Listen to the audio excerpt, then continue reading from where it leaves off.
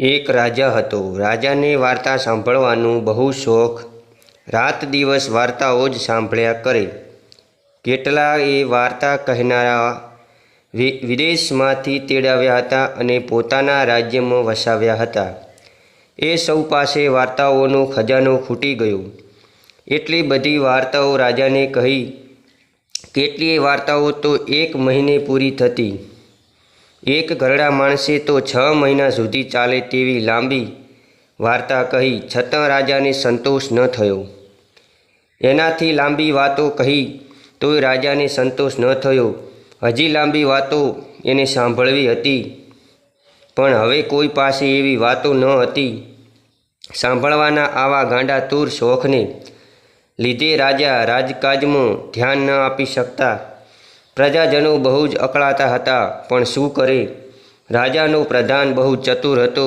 રાજાનું બધું કામ એને કરવું પડતું। એ જ રાજ્ય ચલાવતો હતો। રાજા તો વાતો સાંભળવાથી નવરો ન પડે। પ્રધાને મનમાં એક વાત નક્કી કરી, ગમે તેમ કરીને રાજાને વાતો સાંભળવાની રડ છોડાવવાની અને રાજ્યના કામોમાં ધ્યાન આપે તેવું કરવું। પ્રધાન એક માણસને તૈયાર કર્યો। એને થોડીક વાત સમજાવી। તે કોઈને ન કહેવા પણ ખાસ સૂચના આપી। પ્રધાન એક દિવસ રાજાને કહ્યું, હું એક વાર્તા કહેનાર માણસને લાવું છું। 5 વર્ષ પછી પૂરી થાય એટલી લાંબી વાર્તા કહી શકે છે। આ સાંભળી રાજા ખુશખુશાલ થઈ ગયા। એ માણસને બોલાવવા માટે પ્રધાનમંત્રી હુકમ કર્યો। રાજા તો આટલી વાર્તા લાંબી સાંભળવા માટે બહુ આતુર હતા। પ્રધાન કહે, રાજાજી, એ માણસ જે શરત મૂકે તે પાળવી પડશે, તો જ એ વાર્તા કહેશે।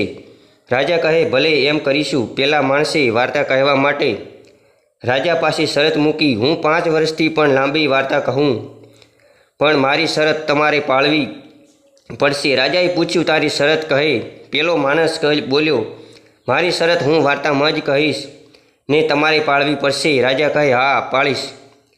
પેલા માણસે વાર્તા શરૂ કરી। એક વેપારી હતો, પરંતુ તે બહુ સાહસિક।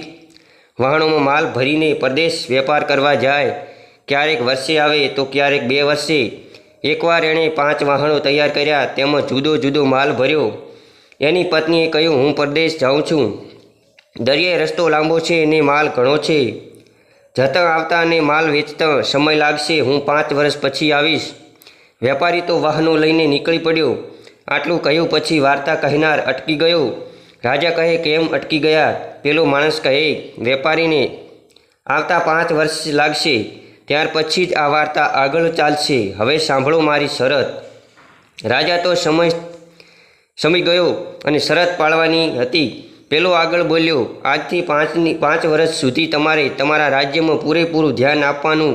રાજાએ કબૂલ કર્યું ને બીજા દિવસથી જ એને રાજ્યના વહીવટમાં ધ્યાન આપવા માંડ્યું। તો મિત્રો, આ સ્ટોરી તમને કેવી લાગી? તો લાઈક, શેર અને ચેનલને સબસ્ક્રાઈબ કરવાનું ભૂલતા નહીં। જય શ્રી કૃષ્ણ, જય માતાજી।